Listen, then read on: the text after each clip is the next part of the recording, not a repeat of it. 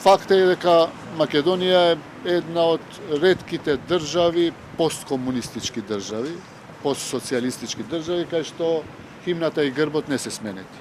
Може би се една или две држави, освен Македонија. Јас зборувам во име на Влем, ние сме подготвени да седнеме и да разговараме за све. Значи, за жал, во минатиот период повеќе, така да речем, осетливи теми се ставаа под тепих и некако се скрива, не сакавме да се соочиме.